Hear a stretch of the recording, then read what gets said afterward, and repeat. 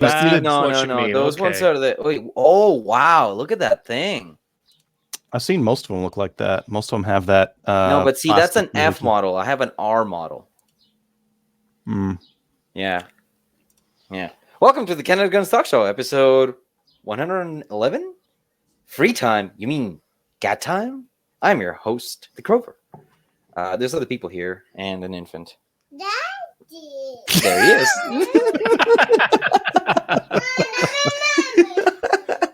I'm going to get someone on no, somewhere. We don't grab the pistols, baby. You show guns to an infant. You're a terrible parent. I'm calling Child Protective Services. I couldn't care less what anybody thinks, honest to God. Here's liquor and guns. So there you go. Say hi, everybody. Oh, shit. Hi, everybody. See if I can fix this pour. Nope. Nope. Oh, nope. That was bad. Oh, boy. That got worse the worse it went. Oh, boy. Oh. Did we even get anyone commenting? Oh, you can. Oh, right. Yeah. I see a comment. Did actually comment. Yeah. Carrie's there. Fuck. Oh, Corey's here? Carrie? I thought it was Corey. No. Oh. I haven't. Anyways. Why don't we do a gun show? What have you been up to? About guns and stuff. Have you been up to actually gun things? Have you even gunned? Yes. Have you gunned? Finally. You got the gun? I finally got to gun. Despot in charge of this fucking province finally opened it up enough for me to go shoot things. So how is the reopening going in Fortland? Miserably. There's absolutely fucking we still can't have indoor gatherings. We can finally go to a patio. Ooh. I know that by the time we're allowing indoor dining, Alberta's just not going to have masks anymore. Well, that's because nobody gives a shit. We're not going to have any rules. We barely have rules right now.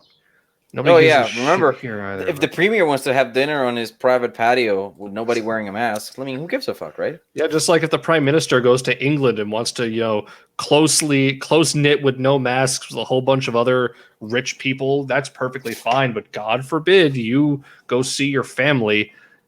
No, you can't do that.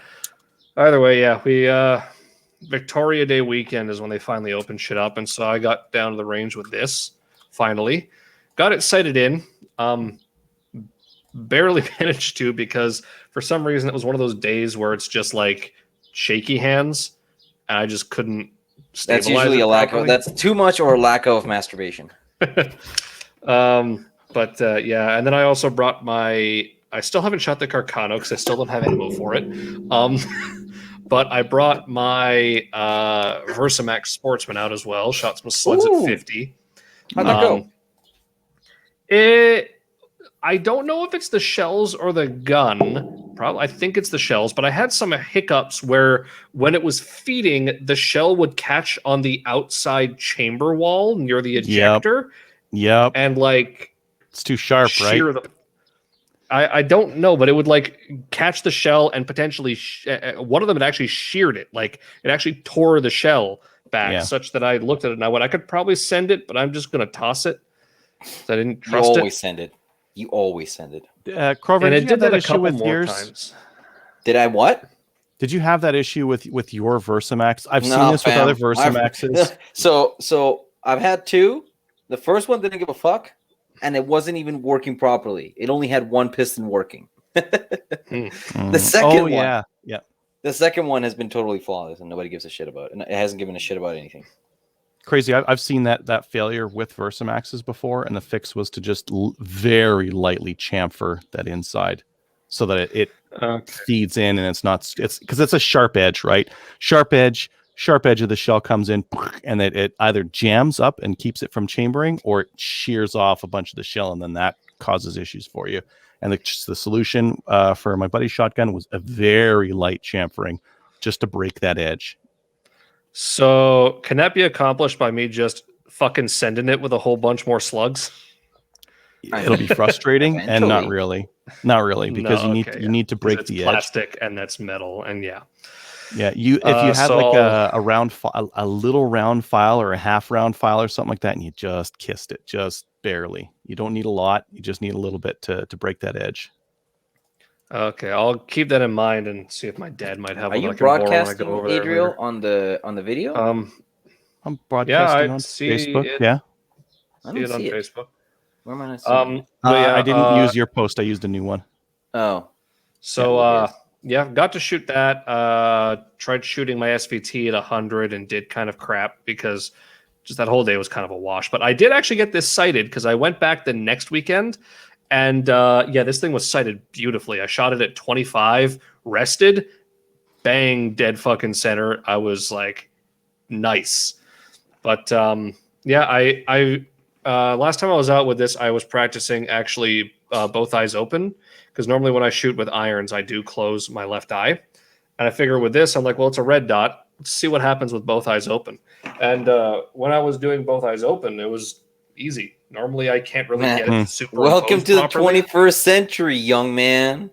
Yeah. Normally, I can't really get things to superimpose properly. Something ends up like I can't focus on the irons properly when I got my left eye open. But with this, it was just there's the dot in the middle of the target, shoot, and it's perfectly accurate. So yeah, I used to be the same, but I just started shooting with both eyes open, and eventually you kind of go with it, right, Adriel? I got my own story about that when it's mine. But All right, you Not keep a going. it's not a yeah. happy story. so yeah, Uh-oh. I've already put probably almost 1,000 rounds through this gun, and I've taken it out shooting. So, thrice. are you ready to claim that it is a perfectly reasonable firearm to use for self-defense against aliens, against bears, against in a gunfight, and or as a service firearm for a large military force, even though you have under 1,000 rounds for it? Yes, absolutely. All of those things. Every single military should adopt this firearm with this Turkish firearm with this maple leaf and this particular Chinese made red dot as their service firearm immediately. Yeah, and everybody needs to go through the trouble of sourcing that mounting plate and having to relieve it just right. This exact one that has to be exactly ground down there, and the front ones with this exact slight gap through it, exactly like that. But yeah, no, it works. It works fine so far. The only hiccups I had was when I was like resting it on the table to try and sight it, and every so often it would fail to go all the way into battery. It would Probably. be just What is that? Limp wristing? No. Is it? It would be because of the fact that I was Might be. bracing it on the table. It was probably fucking up with some of the recoil impulse there and not cycling it properly. Because every time I was just standing and shooting, it was perfectly fine. So I'm not going to blame that on the gun. I'm going to blame that on me sticking it on the table and dampening the recoil impulse. I like the sight hole you got on the side there. So if you've got it like in front of you, you can look through and see the enemy. That? Yeah. You can hold it right in front of you and still see through. Oh Yeah, that's cool. Look at that. Yeah. That's definitely a feature, not a bug. Yeah, so what that actually is supposed to be for is for one of those like go fast charge handles. The problem is if you mount it on this side, on the plate. Yeah, on the plate is meant for a fucking go fast like grip handle, like to charge it like that. Oh, that is a feature everybody should have. Just make a fucking hole on the gun to shove shit into it. The problem with that is you want to put it on the left hand side of the gun, but when you got that in your holster, it sticks into your fucking side. So then you put it on the right hand side of the gun, but then you can't really ergonomically do this properly, so you end up kind of like AR-15 claw gripping it when you do that. I just decided, fuck it, I'm gonna leave it off and just charge it like a normal fucking slide. If you get like a gamer holster later, and it's like what's the IPSC standard? 10 centimeters, 5 centimeters, 10 millimeters. Whatever it is away from your body, there'll be room if you do that. Possibly. I've got a gamer holster. I don't have any of the accessory plates for it. I got just a holster with no plates, and I still haven't bothered to pay the $20 for the plates yet. But yeah. And then I also, I have this here because I just need to clean it, but I basically shot this until I couldn't extract shells out of it anymore. What the fuck is that? It's a Arminius HW9. Oh, right. You have that thing. Indeed. And I have dropped it and chipped the grip on my safe. Probably lost now you like can't sell it. $10. Now it's definitely vintage. Now it's got exactly. Now it's character. worth more. It's but you worth can see more. It's definitely right hand only on this thing.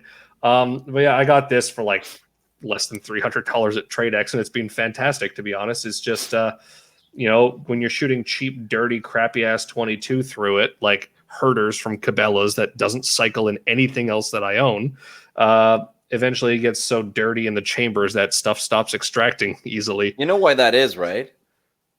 That's Winchester. That's probably Wildcat rejects. I thought it was like that is definitely rejects. Winchester rejects. But I got Herders in like my stocking for Christmas, and it's terrible.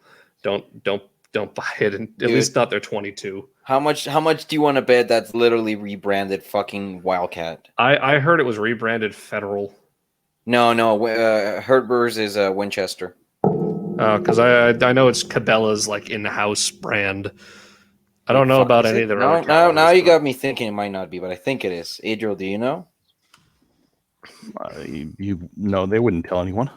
You could guess by the look of it. Well, you can also guess by performance. If it shoots like shit, it's probably Winchester. But I took my Versamax out again also to 25 just to blast 100 slugs out of it and see what the hell was going on. So I'll have to bear that in mind for slightly on the whatever. Other than that, it was fine.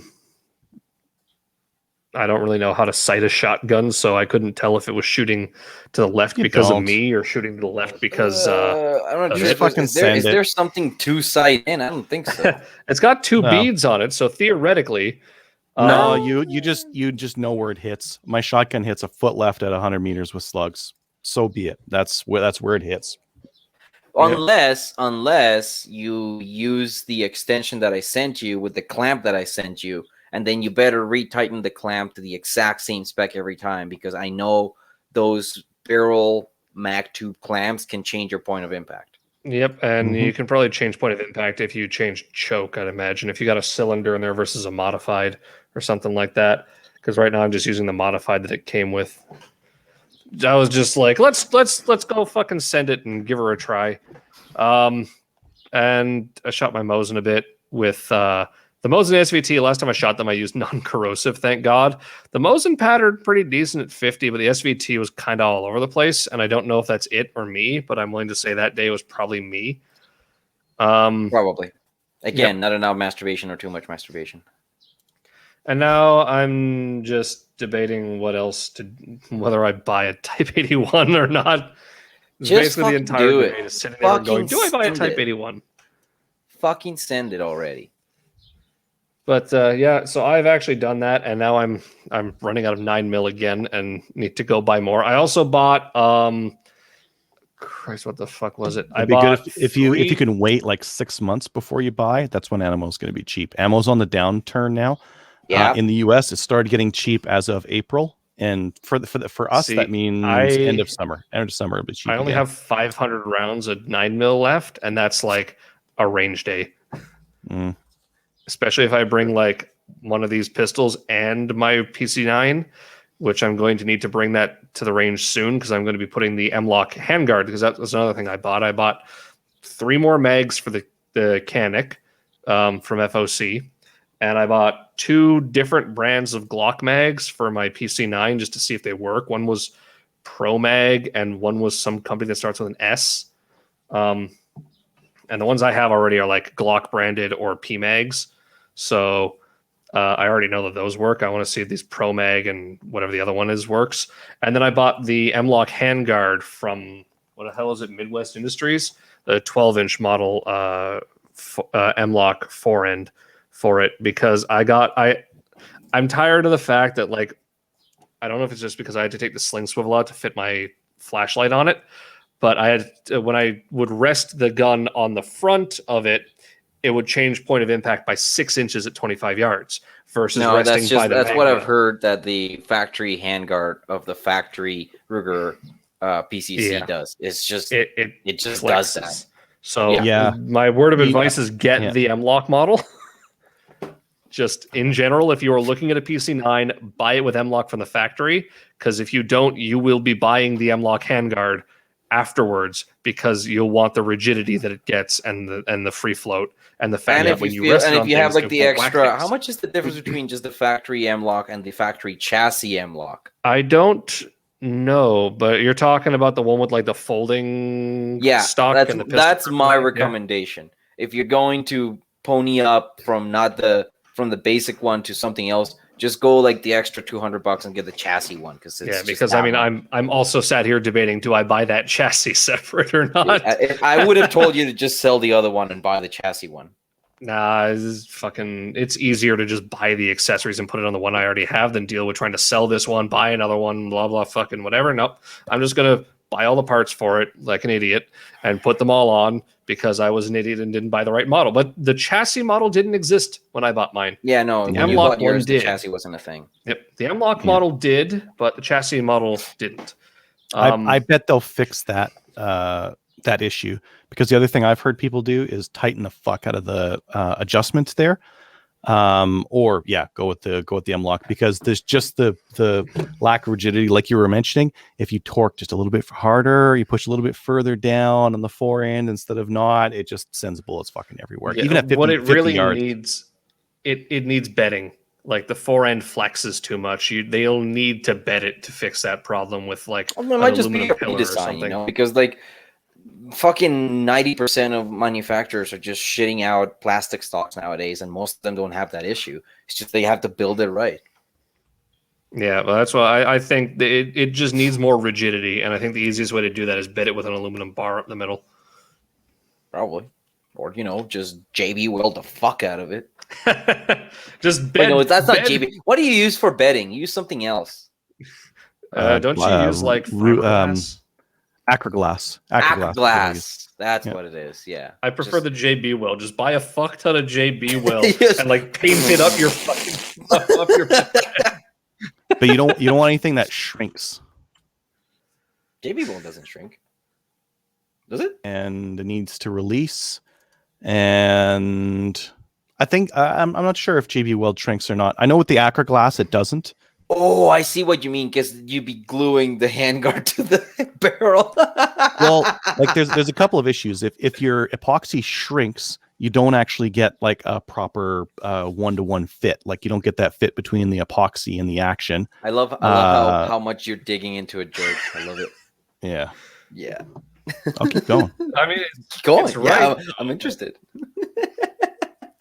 Just duct tape some aluminum bars to the side of No. Yeah, the duct strapping, you know, like those aluminum bands that you use to secure ducts. Just zip tie your forend onto your barrel so it's already fucked, and then you don't have to worry about it. You just sight it in with your thing already interfering, and you'll be fine. I can't see it. It's not in focus. Fuck. Okay, focus. Damn it. Did it just say, oh shit? Yeah, it says shit, be right there. All right, Andrew, what have you been up to? I went and got some stupid stock for some reason. Oh, really what a nice piece of shit. I bet the guy hasn't even paid you yet. I'm just gonna throw it in the garbage, I think. Just chuck it. There's some crackheads outside. Maybe I'll just give them. Hey, you want a free stock? Yeah, use it to beat other crackheads with. They probably don't want it. What else have I went to? I went to a 3-gun match recently here, and I did terrible. And part of it, I have to blame myself. Blame myself for everything. I took out this NP22, which the gun ran fine. I can't complain about the trigger. I had a slide go forward rather than lock back because I accidentally put my thumb on the slide release a couple times. Not such a big deal. The bigger deal was I don't have enough mags for it, so I had to be judicious in my accuracy. And the other issue is one that I didn't foresee, and I didn't notice it at the range. But when I was at the range and I was shooting this thing, it was fine. It was a 3-dot sight set up, and I could shoot it accurately at the range, just at the bench. My guns that I have been shooting for the last 3 years have been actually more than 3 years. If I go back to my FNS, maybe like 5 years. They all have a dot front, blacked rear, and shooting this way, I have adopted target only focus. So that's I don't focus on the front sight. Most people focus on the front sight. I don't. I haven't been doing it for the last 5 years, and I've been doing that on purpose. No, Because you can shoot more accurately for far stuff and faster for close stuff with target focus, which has been fine for all my other guns. But then try to do that with a 3-dot gun, and all of a sudden you have 3 dots out of focus, and it doesn't work. You can't do it. You have to close one eye to figure out what's going on, and then you also have to just take everything like much slower. So I got fucking brutalized in that match. I did terrible in that match. Interesting. Yeah. So if you do target focus and you've been doing dot or fiber on the front, blacked rear for like years and years and years, and you got thousands of rounds through, don't jump to a 3-dot sight and think you can do well, because well, I didn't. Now, the interesting thing is 3-dot sights are usually billed as ones that are like more accurate for guns as well. No, it's like a nighttime. Like I think the people who design them are stupid, and I know more than they do. And this is going to go out of style at some point. This whole 3-dot sight, it's going to be gone at some point. Night sights, sure. Like if you're going to do night sights and you're in the dark, like just seeing the one. Well, yeah, if you have enough. I mean, I guess that kind of helps in like low visibility, maybe the dots, maybe. I don't know. Because I mean, the thing is, I know with my 226, when I got the 22 kit for it, like my normal 226 is a black front and a white line on the rear. So like the Glocks? Yeah, the Glock's got a whole box in the back, doesn't it? Yes. It's got a. This one's just a. This one's just a straight white line, like right. It'll be right down the middle of it, leading right up to the notch. It's just a straight white line. That's kind of weird. And then black front. But when I got my 22 kit, it had a 3-dot sight on it, and it advertised it as like high adjustable target sights. Oh yeah, that's what. Like 3-dot sights are like combat sights. Anyways, moral of the story, like I still think that fiber front blacked rear is the way to go for sights, and I'll continue to use them, but I will not switch back and forth to 3-dot sights. You gonna Sharpie that back sight? No, I'm just gonna sell it, because the next person who wants this gun maybe likes that's what I would have done. Like I had an FNS 4 years ago maybe, and that's what I did to it. I Sharpied the back sights, and I ran with just the single dot front. Jeez, I might have even done that to my MP. I did do that to my MMP, and that's 5 or 6 years ago. You had an MMP? I mean, you probably did. I haven't had an MMP. Yeah, I've had lots of guns over the years. So, like, yeah, I've been shooting 5 or 6 years, strict target focus, not front sight focus, and you can't do that with a 3-dot sight. It doesn't work very well. No. Fun match though. We had like drag a dummy. Like you had to like save this Brian dummy and like drag it and like shoot targets as you were going. You're in range TVing it. Nice. Yeah. I'd like to think. Yeah, our stuff is as good as or better than in ranges in some of our stages. In some of the stages, you guys in got ranges helicopters and shit, right? We have a helicopter. We have a car. We have a tower. Right. We've got like a wobbly table thing. I've seen in range use a tower before, but that might have been just one of their matches. More often than not, it is just they have a really nice shooting base. Cool, they have some nice shooting base, and they've got they've got lots of steel, lots of really cool stuff. But their long range is like 300-400 yards, which is pretty good too. Yeah, it's just getting started. We've got 1,000. Yeah. Realistically, you don't use that for 3-gun though. 3-gun, you got to like max out at like 400, and even that's kind of. Well, that is because like you guys are still just letting in anybody and their mothers with whatever guns they got, right? Well, and you may be shooting those targets at 400 after ripping like 30-40 rounds through your gun, and it's freaking hot, and you're gassed because you've been like running and shooting a stage for like 30 seconds or 50 seconds, and now you have to do the precision stuff. Like that's pretty punishing. And it's hard. Well, that's kind of the point of it, right? I mean, yeah. It's a lot of fun. Yeah. Wait, hold on. Did somebody forget what the night was? Huh? Did somebody forget what time it was? Where probably had more they were important things expected to be? Huh? Oh, You're muted. How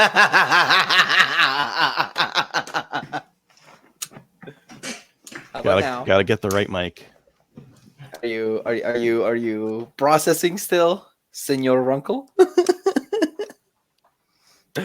He's just getting his mic set up. You're It'll still be muted. fine. It'll come in here. Did you any other other GAT things? Shot my Adriel? 6.5. I'm doing some testing with different loads, and everything's working out really well. So, Yeah, you know, all your guns are performing well. All right.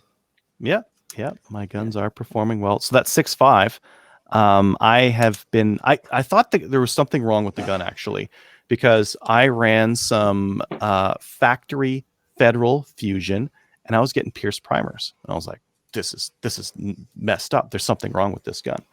And then I found some factory 140 grain, like soft point, like gross, nasty hunting stuff, and it ran fine. I was like, oh, that's weird. Didn't pierce a primer, didn't do anything. I tried doing some reloads. My reloads with 140 grain, I could not get it far enough out. So my case overall length was too short, and I was getting like overpressure signs because the case overall length was too long.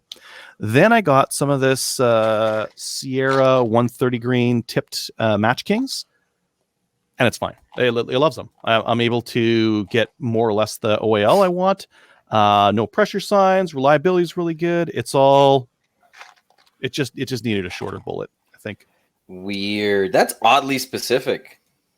Yeah, but like if you got a tight match chamber, because the barrel I'm running it's a nice match barrel, and the chamber might be cut just a little bit too tight on it, a little bit too short. Oh, like with like the 1022s with like the last barrels that only run ultra specific shit.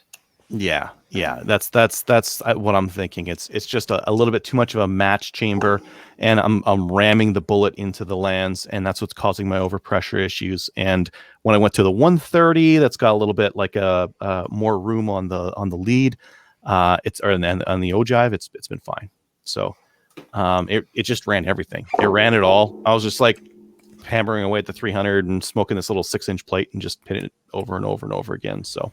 Fuck yeah. Now I'm probably just gonna load up like a pile of ammo that of this specific grainage that was like okay. I don't need to get like stank power out of it. I just need to get like enough to have fun at the range, kind of a thing.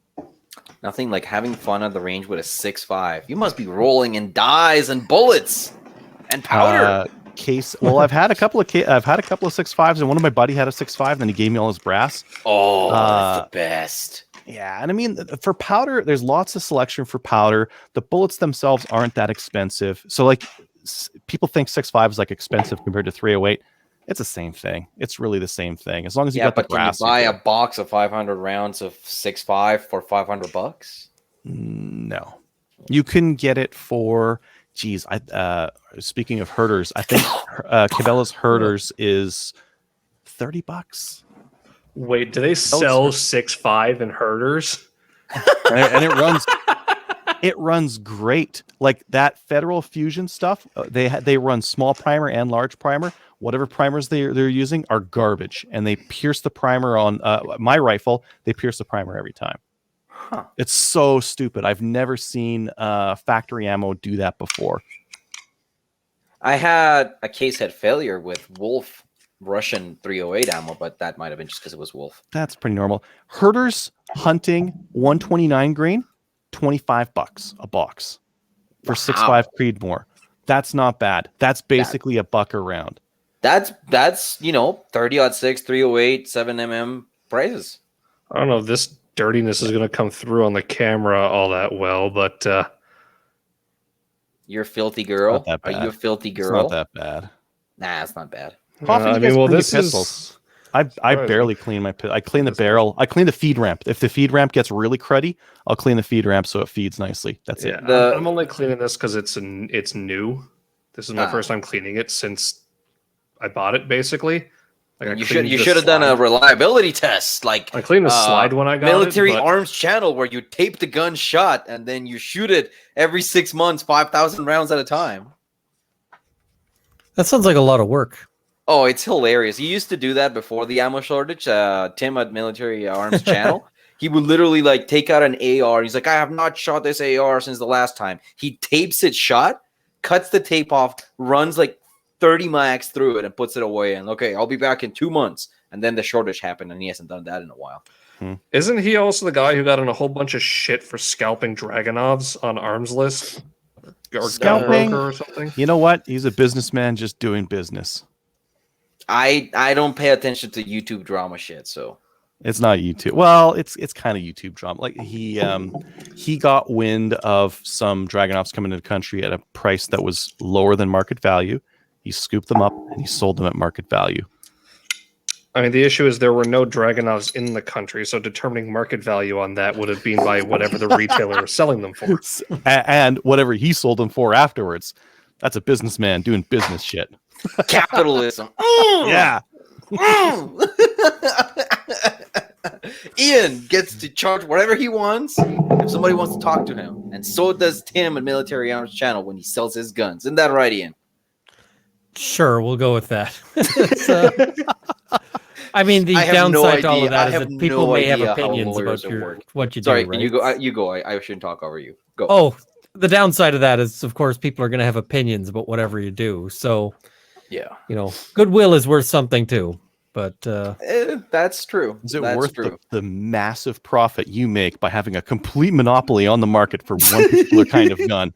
I don't think it is. You can't put a price. I mean, you if can put I a was price on somehow goodwill. allowed, if I was somehow allowed to sell like legal Dragonovs here in Canada, I don't know what price tag I'd put on them, but Well, if you could get your hands on- go by, I suspect I'd make some money. Yeah. if we're gonna go by what I've seen so far, crazy. Do you remember how much that M60 is going for in Toronto? $40,000. $40,000. There's a legal M60 being sold today in CGN, pickup only, local Toronto for $40,000. Man, if you're paying $40,000 at that point, like the cost of a flight to go pick the thing up is kind of you could just roll that in there. Wow. You make a good point. I mean, as much as I would love to have one, I do not have that kind of money. So Yeah, I know. I Sometimes guess I come people across hit a my gun and I Patreon real go, hard. yeah. Sometimes I come across a gun and I go, Yeah, could I there's a thing, sacrifice all- 2/3 of my collection just for one gun? All three of you who are watching right now, go sub to Ian's Patreon right now at the highest tier level, so that way Let's he get can this go man and get an a fund M60. going to go buy an M60. Let's get this man an M60 The thing stat. is, it's probably not even in you when you start getting into the like tens of thousands of dollars items. I don't think it would even be my top buy. I would probably be looking at a really good high-speed camera before I spent money on that. That'd be cool. And then But I you need could, to get it first, and then the high-speed camera, so you can get high-speed footage of it.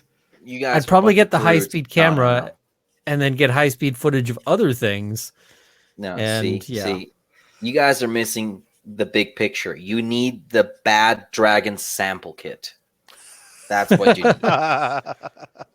with the Moby priority. Dick included. See, but the only problem with that is then it gets caught in the Suez Canal. Oh, True. so sad. So what sad. I Actually, really need unironically is, happened. I saw a tweet someone shared on a Discord server from Bad Dragon going, "We apologize to anyone who's ordered the following. They are currently stuck on the Evergreen in the Suez Canal." Oh my god, it sucks. You were I've saying, got, Adriel? I had a parcel slip come in, and they were telling me I need to go down to the post office. So I think it's a gun. I have not ordered a gun. Go get it. But I'm going to talk, aware and of then Ian's going to talk. Go get that it. I'm aware of. Yeah, Yeah. So go I'm get gonna ditch, and I'll be right back. Fair enough. Okay, so Ian, have you gunned in a month before? Oh, you did gun. You actually did gun. I took a gun out, but I didn't actually fire it. I went entirely unsuccessfully hunting, and that was probably all my fault on that end, because I am not a master hunter. But yeah, went out, tried, got nothing. So what didn't did even you pull the do? trigger. What did you try? Why? Oh, went out for a bear hunt, just trying to. But yeah, no success on that whatsoever. I just sat in a tree and watched a bear, but I didn't want to pull the trigger on that guy because he was too small and kind of ratty and nah. So what does bear hunting involve? Well, depending on how you do it, in this case, a whole bunch of sitting in a tree stand. That's about. Now, what are the regulations for bear? Is it tax? Is it WMU specific? Is there open season? What's going on with that? Tags, but everything related to hunting is super complicated. So, lots of times it breaks. You got to check your regs. It's a real pain in the butt. The iHunter app does a pretty good job, but I like to check that they've done their homework. Yeah, just because there's a lot at stake, and I will say that there's a fair amount of lawyer business out there that's generated by people who have somehow screwed up on the regs. Like, oh, hey, if I was 30 feet that way, it would be legal to hunt, but I crossed an imaginary line, and so now I can't. That sort of stuff happens not infrequently. Right. So, yeah. But other than that, haven't done a whole lot, which is kind of a bad thing because I've got the Battle for Alberta coming up in a month, and I am way out of practice. I don't think I have enough mags for it. And I also need to put glass on the gun I want to shoot. So all of this is going to add up to me absolutely humiliating myself in the scores, which is really what's expected. That's fine as long as you don't DQ. That's what I hear everybody that joins one of these competitions. Their first number one goal is don't DQ. Yep, and I give myself about 50-50 odds on that. What guns are you running? What is the Battle of Alberta for the people that don't know? Oh, it's a 3-gun match, and I've got a Mossberg 500, Tavor X95, and a SIG P226 is the game plan. Nice. Ooh, you're running a good loadout right off the bat. What needs glass? Which mags are you short on? So short on the P226. I think I've got enough of the mags for the Tavor, although they may be mismatched, but that's fine. I don't expect that You got LAR mags, or are you just running fivers? I've got fivers. I think I've got a couple of LAR mags somewhere. But yeah, I've got things like this, which, that's fine. with the lovely pin in it. Yeah. I think I've only got 2 of the P226 mags, although I want to go and see if I can find 40 cal mags for it. Yeah. They do that might fit be a little in the mag harder to well. I have find. checked that. You should check I've tried Iron it Guns. too. Iron Guns has a shitload of mags. Oh, that's a good thought, actually. Yeah. The other thing I'm really tempted to do, and this would be just such a jackass move. So I bought that Luger, and I'm trying to source one of the drum mags because the drum mags are legal. And showing up to run a 3-gun match with one of those drum mags would probably not be effective because I've heard that they're jammy as hell. But just sitting there with I don't need to do a mag change. What are you talking about, mag changes? That would be entertaining. I think they'd probably just look at it and go, "Yep, we're not Accuracy even through volume of fire is what you're talking about. What's that? Accuracy through volume of fire. Yeah, well, and just instead of having to do mag changes, it's just, I brought this ridiculous drum mag that for some reason is still legal. They put an exception in it so they wouldn't, I suspect it was because party insiders already had some antiques and they didn't want to modify them.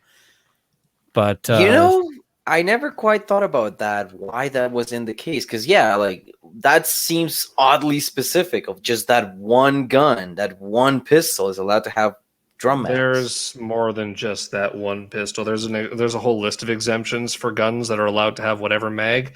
Most of them are actually, funnily enough, World War I machine guns which you can't really own anyways. But like, there's exemptions for like Lewis gun magazines and a bunch of other weird shit.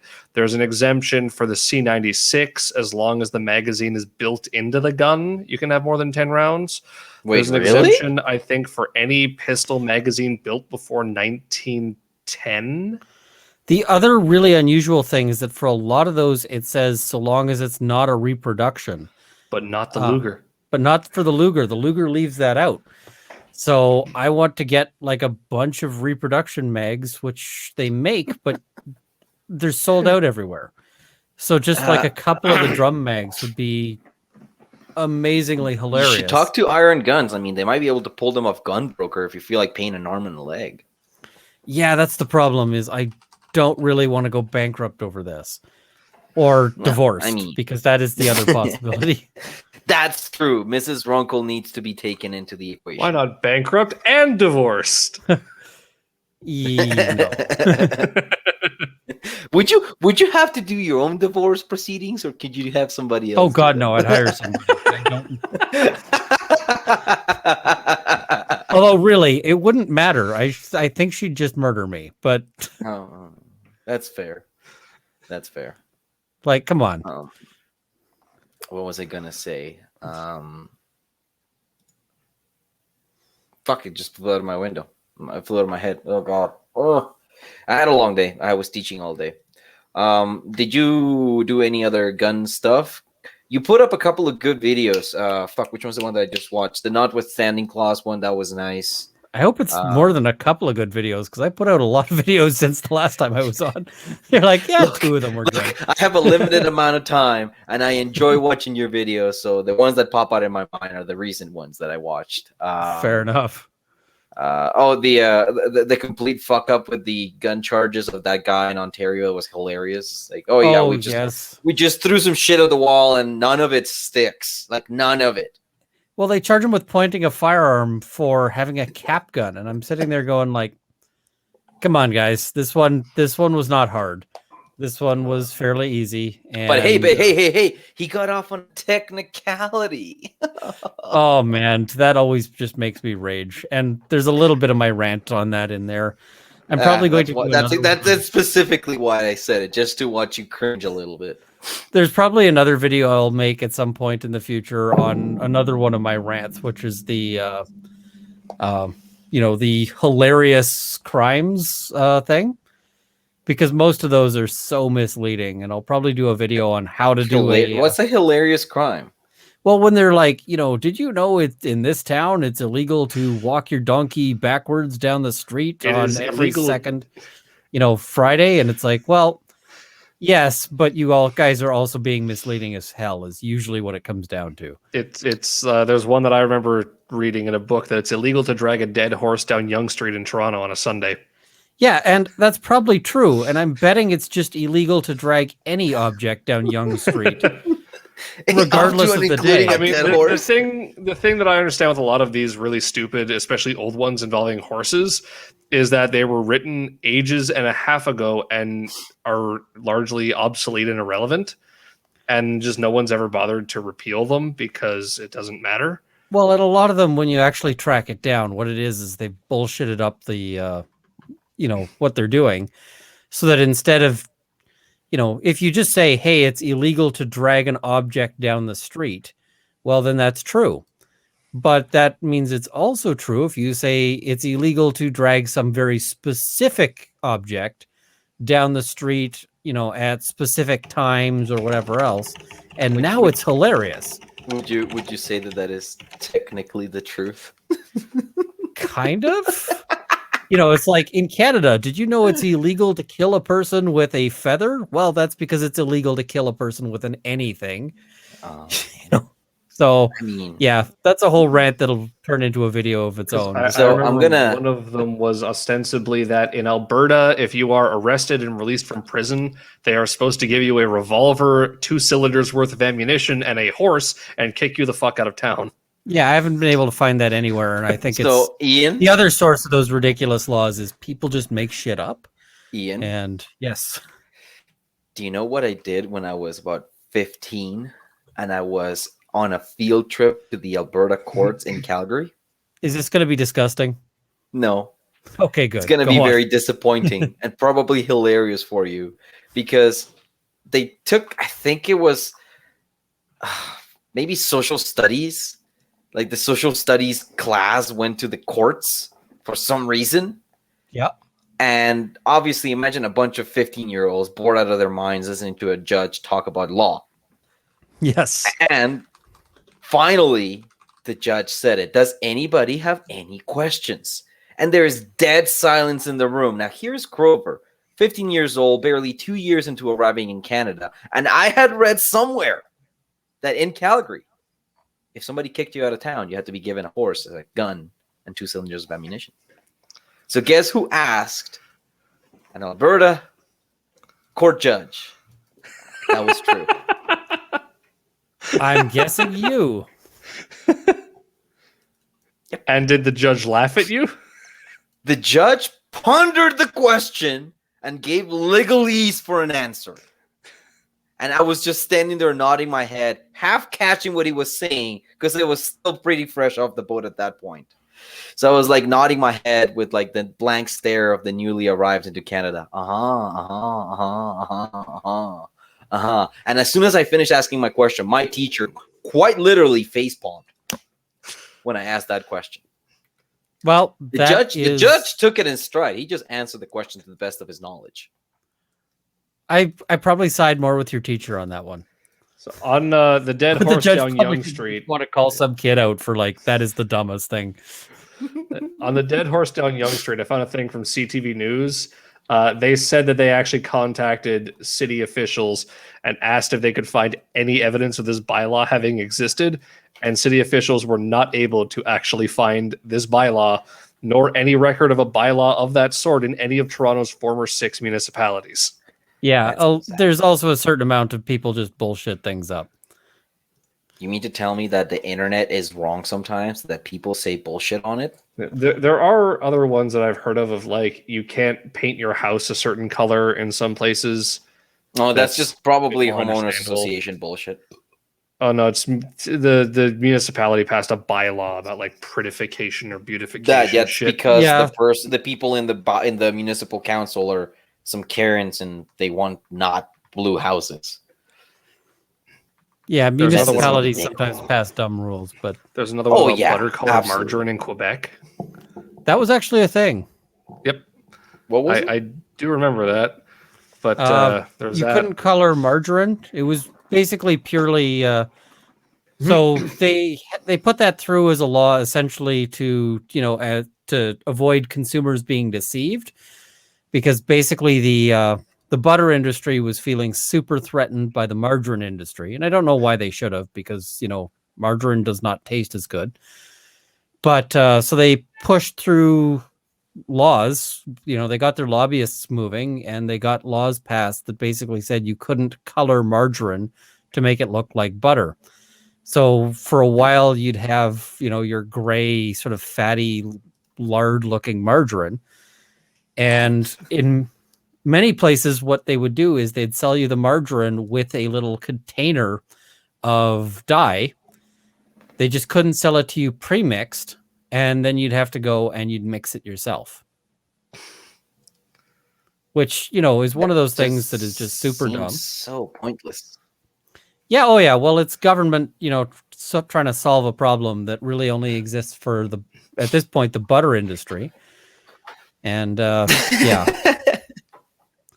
Well, I mean, it's like Bill C-10, which is going to solve a problem that really only exists for certain legacy media companies, but doesn't exist for the public, and is going to cause bigger problems for, people like us. Oh yeah, that was another good video. I watched that one. That was very, very, very informative. Thank you for Specifically providing like such us. good information, Mr. Runkle. Because yeah, it's going to be a big deal for groups like this, because I Canadian guarantee you what you're content going to creators? see. Yep. Well, especially content creators in Canada who care about the Canadian market, because if you don't give a shit about the Canadian market, then this doesn't bother you. So it may actually mean that it's a smarter business decision for Canadian YouTubers to go screw making stuff for Canada. Because why would you if you're just going to get pushed down the rankings in favor of, Celine Dion and other people with Hey, don't forget the Tragically Hip and Yeah. Trailer Park Boys. That's the only Canadian media available. But I mean, you and I aren't going to be able to go through the process of getting our stuff certified as Canadian content, so we're going to get pushed down. Have you looked at in the favor. forums? Oh, I have. I looked at the forums went for through it. them. It's just like They actually government have ease. forms that you have to fill out for this. Oh, and they're Oh, not you don't small. even They're like know. 30 pages. Yeah, And you have to not outlay only- like how much money do you put towards production? How much of that is Canadian? What's the racial makeup of the people you're hiring, and just everything? Oh my, it's just beyond. They're being woke about it. Holy fuck. Well, and here's the thing. It's actually Canada, super swingy if you're somebody like me, because my budget for many of these many of my videos is zero. Like, I sit down and I talk about what's going on. So if I end up with a prop, like I bought something off, AliExpress or something, and I'm using that as a prop, well, now I've got expenditures from China, and they're $20, but that means that like all of my money is now from China. So I might actually have to go and buy, like, here is the milk I bought for this video, just to like, I also bought this steak, and here's my groceries, just so that I can try to push this back into Canadian content. But the other problem is you can't actually submit these forms in advance. You have to have started filming before you send in the forms. God. Well, the video that I just put up today, I filmed yesterday for an issue that was released yesterday. I don't have the leeway on that to be like, okay, so I'm going to record this thing, send in something saying I spent no money, and now wait for them to get back to me in probably 6 weeks. Like, it's one thing if you're filming a major TV series, that's no worries. You just get your lawyers on it, they'll handle it, and you'll have the approval before you're ready to go live. But for me, no, that just destroys me. For just about any YouTubers, I don't think any of them have that kind of lead time. Even Linus Tech Tips, I don't think they have more than a month and a half at the longest in terms of lead time on their videos. And they're like a major production. Yeah, maybe if something was like embargoed or something like that, they'd have like a little bit of time. But yeah, for everyone, I mean, Canadians hit above their belt for streaming and content, like video content creation. There's a lot more Canadian streamers than there actually rightfully should be, mostly because our costs of living are lower here because of the price of the dollar is lower.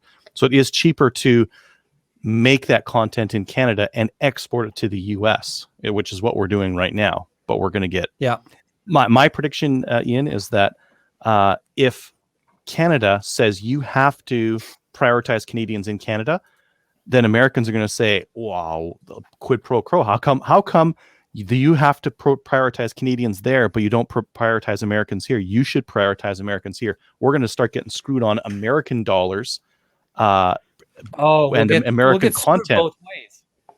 Yeah, because the Canadian advertising market isn't as competitive. They don't pay as much per view. And they're a little bit touchier. They don't I don't know about you, but if I look at my revenue per view, both my views are much higher in the US, about 10-1, even though I do a lot of Canadian content.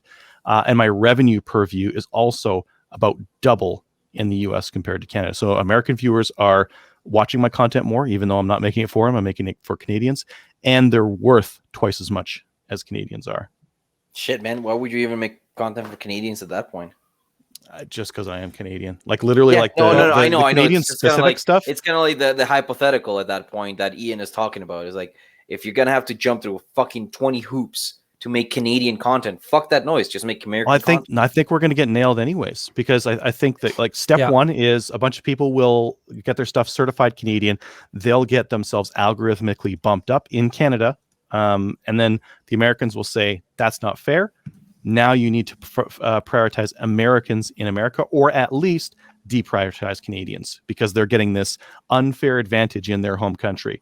And then I get screwed regardless if I certify my stuff as Canadian or not, because I am Yeah, Canadian. I have about 85% of my viewership is Canadian, and you're not wrong. The ad revenue for Canadian versus American viewers, the American viewers are worth more.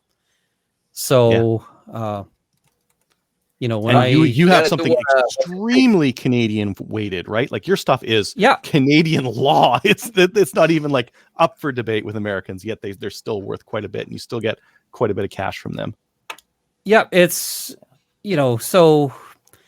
But I mean, how can I justify continuing it if I'm making Canadian content for Canadians and I can't actually get Canadians to see it? Like, they're really going to just absolutely trash me with that in ways that, I don't know. Wait, Ian, you're not going to believe this, but this might actually be your fault. The government is trying to take you down, and that's why Bill C-10 happened. I don't think it's about that. What it comes down to is that you've got these legacy industries who, they're putting out TV stuff. They're making sort of traditional form dinosaurs. Their legacy and they're industry really is very nice. Well, they're really upset because they see that a lot of watch time happens on YouTube. Because as it turns out, people want to watch things like, oh, hey, here's a kid doing something stupid. A lot of that stuff. Well, it used to be that if you wanted to watch somebody getting hit in the nuts with a football, you had to tune in and watch America's Funniest Home Videos. And they had a monopoly on that. Now, if you want to watch that, you can find like hours of just that. Like just you could narrow it down by type of object or get like whatever. There's going to be like 3-hour mega compilations. There's going to be all sorts of things there. So they don't like that. There's tons of view time that's going to things that didn't used to exist. And they want them to go had cable in about 7 years. I mean, I don't want it. I don't actually spend a lot of time now watching traditional media, like traditional TV shows and so forth, just because a lot of them suck. Like, I would much rather, I can go online right now and find lawyers talking about their area of expertise. I can find electronics wizards walking me through projects. I can find a guy who will teach me how to fix my car. I can find all of this stuff that was just never available to me is now available. And I spend much more of my view time watching these things that actually enlighten me as opposed to stuff that doesn't and just isn't available on those standard channels. So right. Carrie Van Aert on the comments here is mentioning, I think the Heritage Minister is trying to hide his arrest photo. That's why I keep posting it. I was not aware that the Heritage Minister had been arrested, but I think he's actually proud of it, so I don't think that's too likely. Wait, fantastic. Who the heck was it? Oh God, there was a politician. Oh, wait, Kenny. Yeah, I never banned the niqab. Oh man, that was embarrassing. It's like, come on, man, you had to know you were on record on that one. Like, no, not on record. He fucking submitted it. Like, there's video. But no, we cannot have that during the ceremony. That's disrespectful. Well, the other one that's really embarrassing these days is what's that liberal guy who? Well, the guy that keeps getting naked in camera. Yeah, twice. Twice. Once is an accident, twice is a fetish. And sorry, he had to step down as Secretary of Parliament. He has to work through some issues. Well, it's funny because he says, "Oh, this was just purely accidental. I didn't mean to do it, but I'm stepping down from my post and I'm getting counseling." Like, what kind of counseling do you get for an accident? If I fall down a flight of stairs, even if I do it twice in a day, like, I'm not like, oh, I better see a psychiatrist for this. It's just like, oh shit, I better be more careful. Might be an we're wildly off topic. Like Adrian, wait. Can I stay off topic? Yes. On how much we hate government. So Canada Post, guy comes by, he doesn't deliver it because it's something that you need to sign for. I don't know. It's a slip. Doesn't deliver to my house. Puts a slip in my box. Drives back to the post office and drops it off there. 9:00. Well, they close at 9:00 here. I pop in there, and the lady's like, sometimes this works. I just show up, and they're like, yep, I got it sitting right here. Let me process it, and there you go. And they just hand it over. Good service. But I think that's breaking a policy because they say pick it up the next day, right? So anyways, I got the policy nerd tonight, and they're like, oh, sorry, I haven't got to it. You'll have to come back tomorrow. But it's sitting back there. I can see it. It's that one right there. Okay, why don't you just process it right now? That's against the rules. That has never once happened to me. I always pick up my shit the day off as soon as it gets to the post office. Yeah, it's happened to me once, I think it's a policy thing, right? The policy is show up the next day. They're going to process it that night. They're going to do their paperwork, whack off paperwork that they got to do, and then then you can pick it up to the next day. But like, why? I can see it sitting right there. I have the slip of paper that says it's mine. Just process it. The reason why is because they want to discourage exactly what you're doing, which is going to pick stuff up. I understand. But the thing I would love to discourage is sometimes I've been home and you get the delivery guy and he comes up and he doesn't have your package. He's just got the slip with the sorry I missed you. Yeah.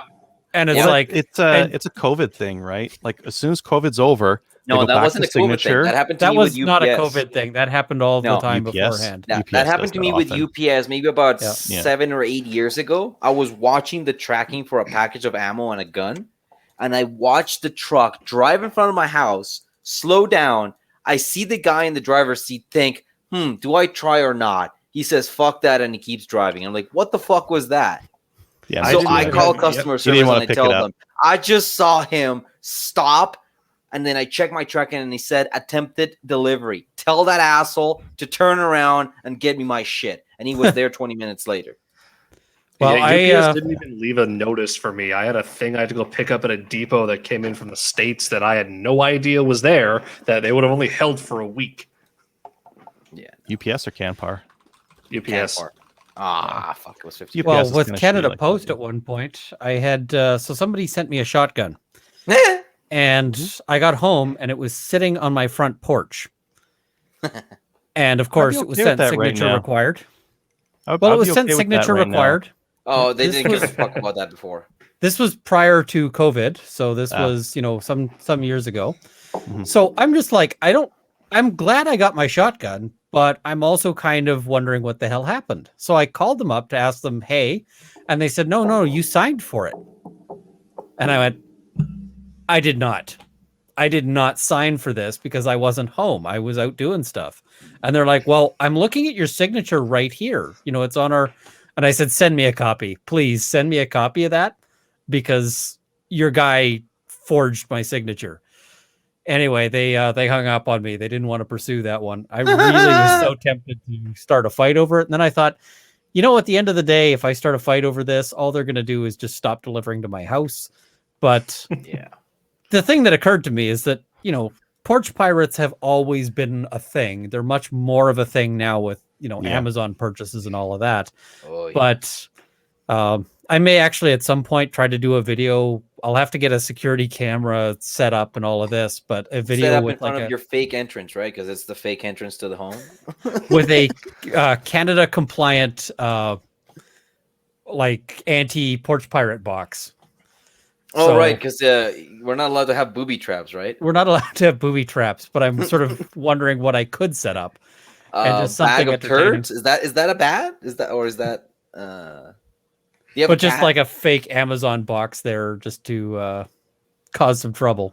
Yeah, just have it full of rocks and a big sign that says "Go fuck yourself" or something like that. Yeah, I'd have to think of it, but So that may end up being a video, but that's going to be a video that takes a lot of work. And the videos that take a lot of work, I tend to end up getting delayed on. I still need to do something. Have you finished shooting your shit at things? Yeah. I got to do this one. This one? Oh. This one?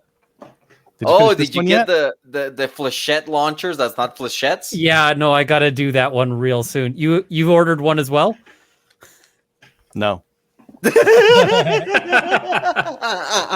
on the results of your video, maybe not. That's fair. So the problem is that lately I've been getting screwed around a bit trying to get pig eyes, which are an essential element to this. Because the whole purpose for the skull is that the skull is a medium for a pig eye. The other thing I really need to do is get a ballistic gelatin mold for a head shape, because I want to make the best head mold I possibly can. So basically, get the mold of like the head shape, put the skull in it, fill that with gelatin, scoop out the eyes, put it in the pig eyes, and then I've got like a flesh and bone and eye structure. And really exciting and a total waste of time when you get right down to it, but would be a lot of fun. There's one thing that I want to mention to you, and it's the fact that ballistic gelatin is technically an animal product, I think. So if you don't clean it up, or if you fill the head with that stuff, it might start to rot.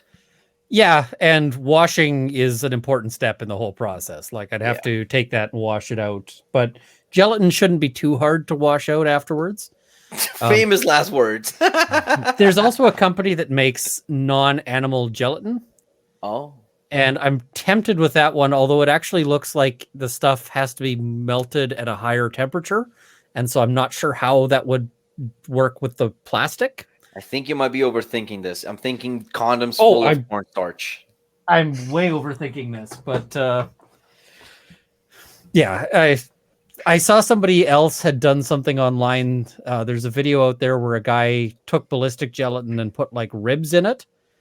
And that you need to do like, Pepper Heron's thing. Was it Paul Heron? Paul Harrell? What's his name? Paul Harrell. Yeah. Yeah, you need Pepper Harrell's approach of just ribs, lung tissue, simulated lung tissue. I fucking love that guy. I mean, if I had enough cash, I'd be sitting there going, "Hey, I want to buy an entire pig carcass and test that out." Ooh, that'd be cool. Yeah. Shoot a coyote and do it on that. Yeah.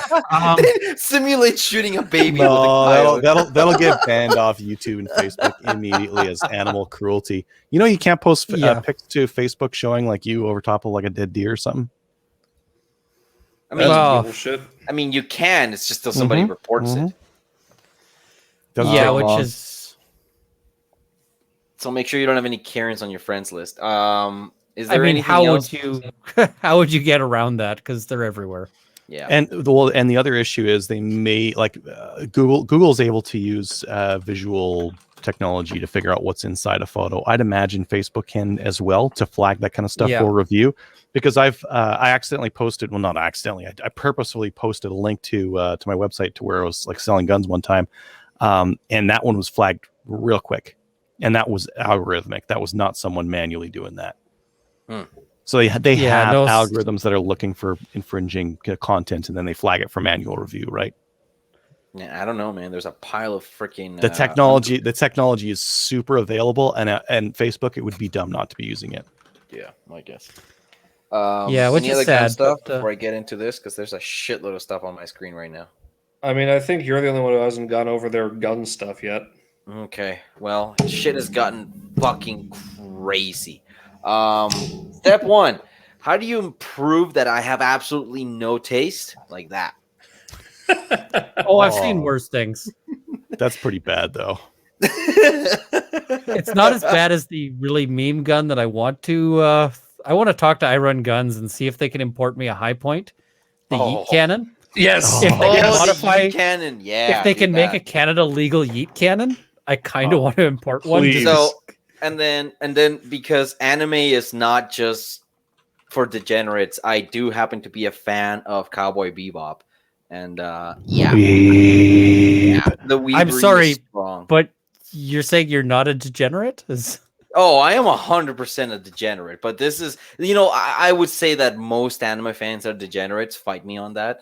But this is just peak weebery. Like, this is getting a gun exclusively because it's the gun that the lead character in your anime has. And then going out of your way to ordering custom grips from the United States just so that they can match as the look of your main character's gun. And these grips aren't that particularly good. I might actually do a review on the grips just by themselves real quick. They're too short. You can kind of see the line where the original grips went to because there was corrosion underneath. Yep.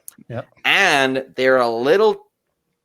They need fit and finish, but granted, Lock Grips does say that you need to have a little bit of fit and finish done on it. But man...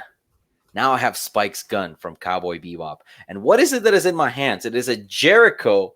Okay, whatever. Can't No see chance. it. It's a Jericho R model, 941 R model. Now, what the R model is, and this is going to be interesting for you kiddos, it's a decocker. Ooh, fancy. But you're going to love this, Adriel. They didn't even fucking bother to make a different gun. It's the same gun as the F model. Here's the plug for the frame-mounted safety. It's just a different slide, and they got rid of the safety on the frame. Show us that safety a little. Is that like a Beretta 92 style safety? If you leave it down, does it like kill the trigger? Yep. Oh, I hate that type of safety is like the dumbest safety ever since the grip safety. It's Versa has the same one on its the own thing. Thunder. But you know, if I wanted to, I would prefer maybe this over a Glock because this is heavier. It takes CSET 75 grips for just shooting at the range, kind of a thing. Yeah, I guess. But like in a defensive situation or something like that, there is the possibility you rip that slide back, you accidentally hit that safety down, and then you've got a dead trigger. Yeah. Oh, and then you die. Yeah. But I will say that this thing is actually pretty nice. I like it. Yeah, but in the other thing here, though, is since it's a weeb gun, when you shoot the person with it, they have to deal if they don't die, then they have to deal with for the rest of their remaining life that they got shot by a weeb with a weeb gun. And even if they die, their family has to deal with the fact that they got shot by a weeb with a weeb gun. Do you think that goes for like that Costanza 1911 that showed up in as a crime gun? You guys know the one I'm talking about, right? Oh, it's good. But that The is one who's holding the paddle. I don't know this one. You'll have. I'll look it up while you keep going, Crover. Your next gun, just take a break. No, I haven't finished with this. Here's the thing about this gun. It fit my hand with the factory grips better than my Shadow 2. I don't know what it is, but you know what they always say. Try a bunch of guns. Handle the ones that fit the best in your hand.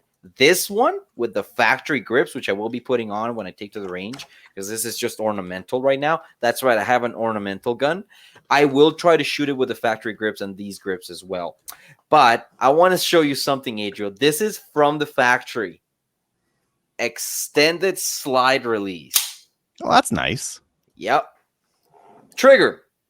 Single stage. I would say it is a very nice, clean breaking, maybe 3.5 pounds. Double action, a pretty good. Heavy, 8, maybe 9.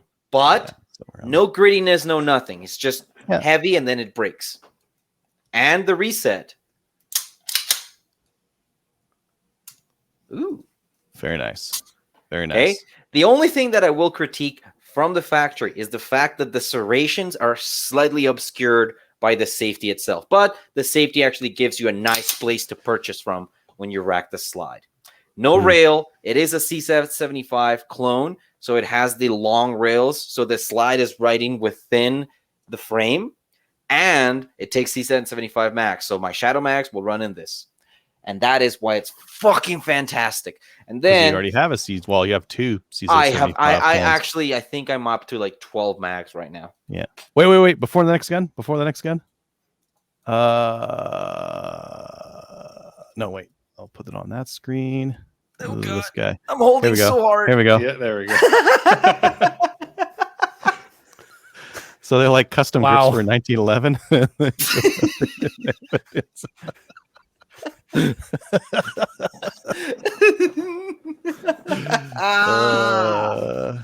you think that guy is like? No, he probably doesn't know. He doesn't know that he got shot by that.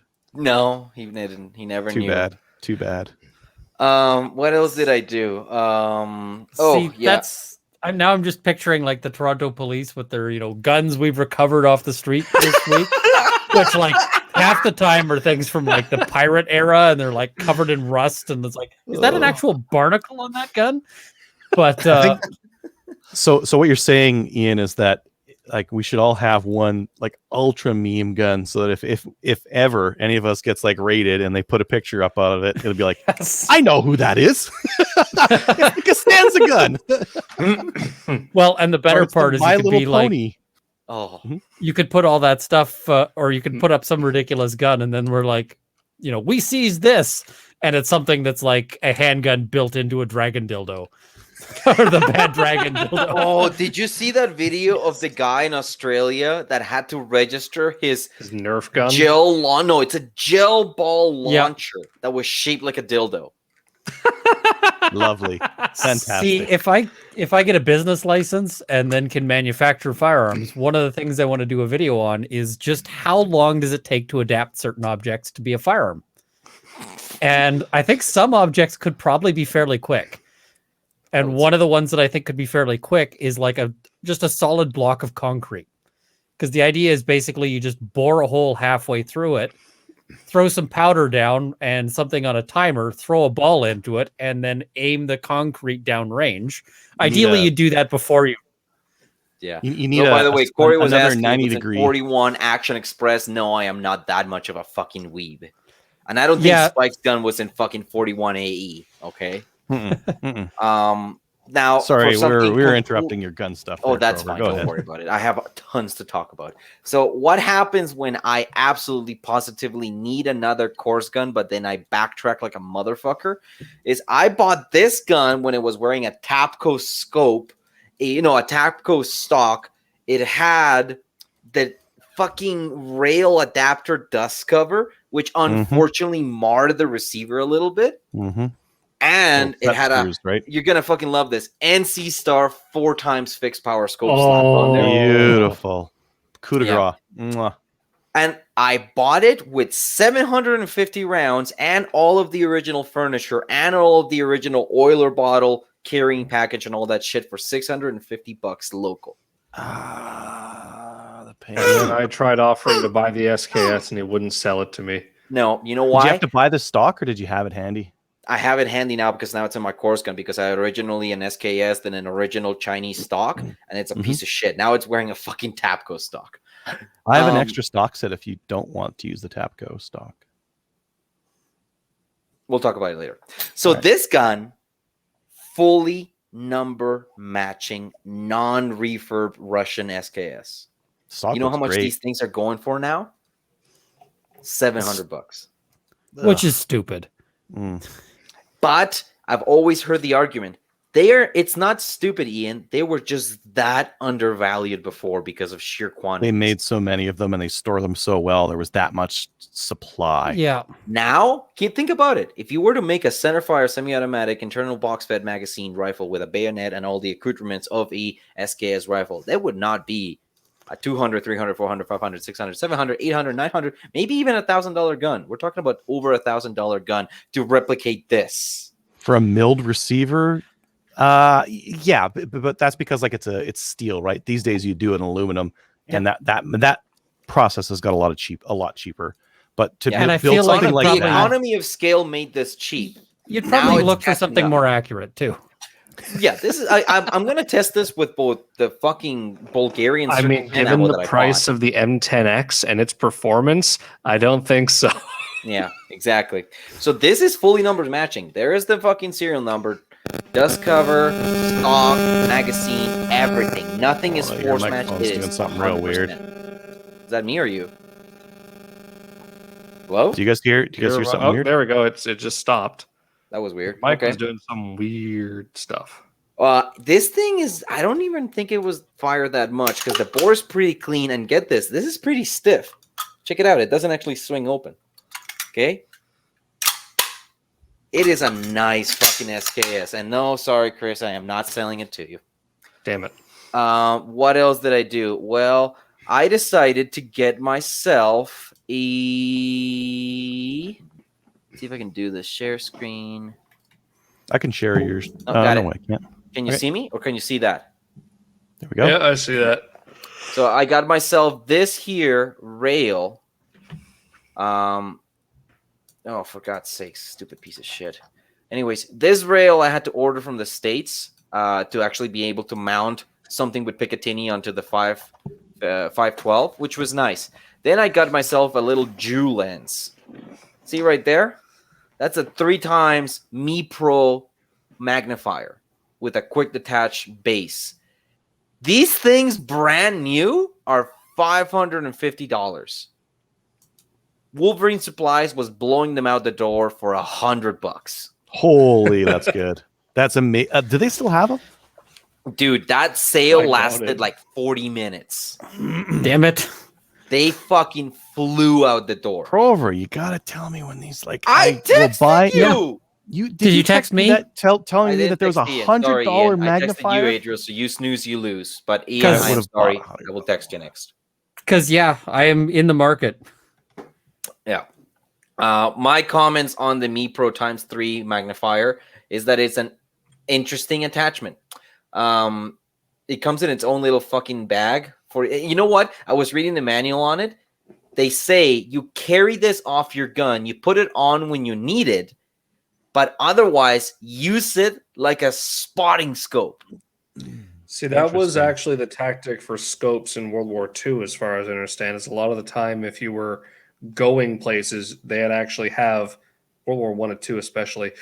They'd have a separate pouch that was like reinforced for you to keep the scope in, and you were meant to attach it when you're out there and you actually needed it. Yeah. So this thing Does is it right have a now on swing the mount? RDB. What? So you mentioned it's got a QD mount. Does it have a swing mount? Does it swing off No, like it to the does not. side? It does Oh, not. so you have to like put it off or take it on when you need Yeah, it. exactly. So Okay. right now it is on the RDB, and the RDB is now once again wearing the factory flash hider because I decided to sell the fake suppressor to Josh. This thing now once again has a firing pin. I had to buy one off of CGN, but I'll be fucked if I want to keep running this gun with a broken firing pin, even though it does work. So I think it's supposed to be a feature, not a bug, that the RDB runs with a firing pin split in two. I could have got some at that gun parts store. Yeah, Do they I'm have not sure if you parts? guys did. You guys see the red dot, the Aimpoint Pro before? Did I have that a month ago? I don't know if I had it a month ago. Anyways, I bought a gun that came with an Aimpoint Pro, and I'll tell that story afterwards. That was nice. Then I proceeded to positively and completely go full R. I don't know if we can say that anymore, but I'm going to say I went full R because I bought an entire other set of Coors guns. So I bought this thing because Cabela's had it used on the gun rack for $220. So that was an easy buy. Then I bought this thing because it was a local sale for $600. Nice.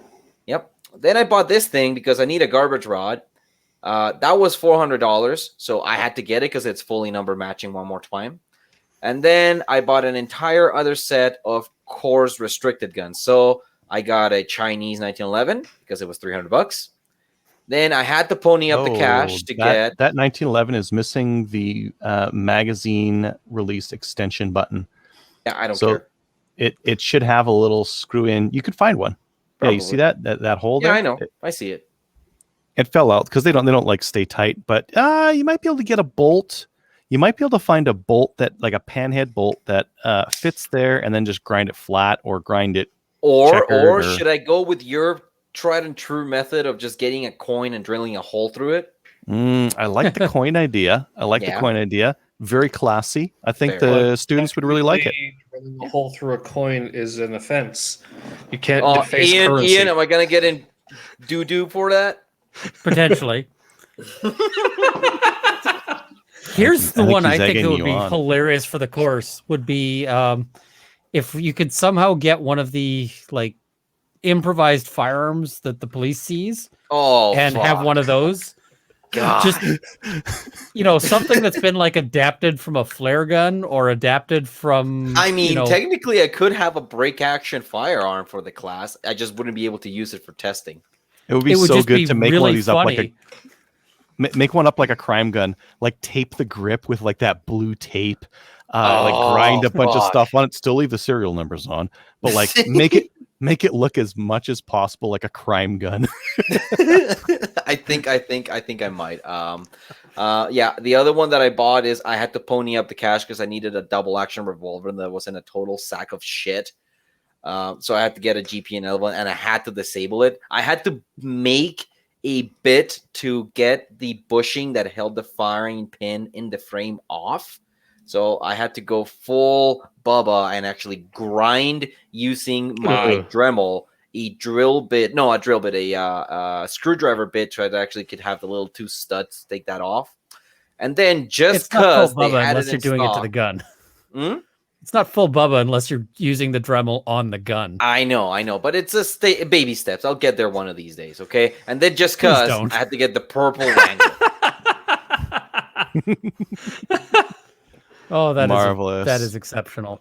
Oh, Cowboy dude, gun. they sell these things in OD green and on bronze and on white and black. It's fantastic. It's amazing. I know. It's and the price $2.99. They got the black ones around for like $2.69 at a bunch of places fairly regularly. And I would have thought that the price of that would have been higher for than the purple one. Yeah, no. Proline Shooters in Calgary has them in Inglewood. Go get them in your business. And just because I needed to fucking get over the fact that I wanted to make more ammunition, but I could not be bothered to actually sit down and hold all the fucking steps at once, is I upgraded, bitches. Oh, nice. Oh, Adriel, if you haven't done it, just order these motherfuckers. They're 20% off right now. I have a turret press sitting right next to me. Oh, well, then fuck it. Do you have the powder throw, the digital one? Yep. Okay, then fuck it. You're set. The digital powder throw is amazing for rifle cartridges because you can. So I like to size, deprime, clean, and do all my brass prep. And then I have prepped brass. I prime my prep brass. I drop the powder using the magical powder dropper thing. I seat the bullet. I move on. And by the time I'm ready for the next one, the powder drop just finished. I pour it into the cartridge. Like the workflow on it is fantastic. You're not waiting on anything. So what's so fucking great about this thing is after it took me a while to set it up, and I will admit that there is setup time involved. But once I was done, these 10 rounds of 357 Magnum usually would have taken me about an hour to do. I popped these things out in about 5 minutes. It is so fucking good for pistol or large volume center fire rifle. And reloading. The other thing I find good too is it helps discourage you from fucking up. Yep. Because of the fact that you've got the powder throw, the seating die, and the crimping die, all you do is you put the thing on there, charge powder, turn it, seat bullet. There's no chance for you to double charge because of, oh no, I fucked whatever up. And then if you get distracted for a second, just pour the powder out, put it on there again. So good. It's so good. And the consistency, oh, thank God. I was using fucking Hodgdon 700X. That motherfucker flake powder sucks balls to dispense through the powder throw. Oh, yeah. H110. Oh, H110, how I missed you. How I missed you. It is dispensing within 0.1 grain on every throw. Oh. And I get the same with tight group. And like with tight group, you have a variance of like 0.5 grains from bottom to top. No, I fucking hate 700X. That shit dispenses like garbage. What are you gonna reload with that? 700X?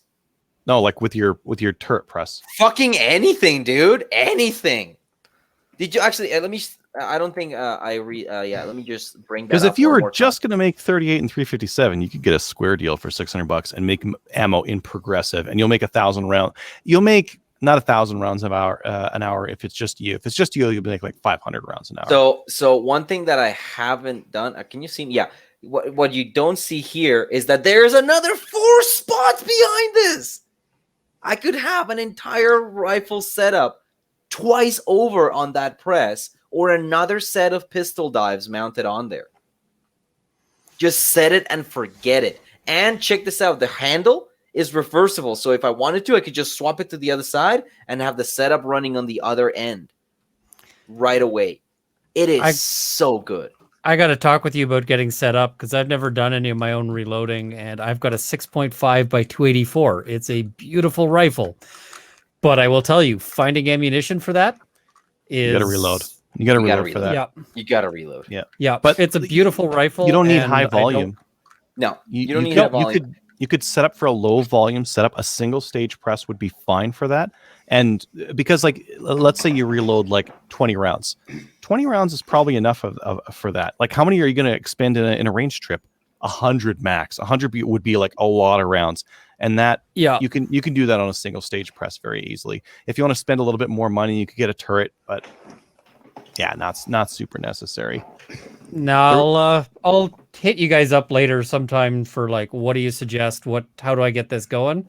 Because it's a great gun and it just sits in the safe when it should be going out and doing things. So the main thing is, don't buy a Lee powder throw. Well, you need a good scale or a good way of measuring the powder. So like a good digital scale is a good investment. And then the powder throw, you could use that powder throw and then just use the little what are those little the scoops that they've got? The Lee scoops. You could use a Lee scoop to just tap a couple extra in there. Don't buy Lee's powder throw. It comes with like the anniversary kit. Yeah, I don't know anyone who buy it just by itself. No, but I've heard that Lee's powder throw in particular is complete and absolute garbage. Yeah, it depends on the kind of powder you use as well. I've used one of those Lee powder throws for like 4831, I think, and it was fine for those big chunky stick powders. It was fine. What did I miss? I've got my powder throws are CBS. I see Krover's is as well, and our CBS is they're high end. And I think when it comes to measuring the powder going into your shit, you want something that's going to be known to be consistent, rather than something that you go online and find half the people are saying this thing's a pile of fucking garbage. Into this, Ian, there is a million fucking ways to eat this elephant. Okay.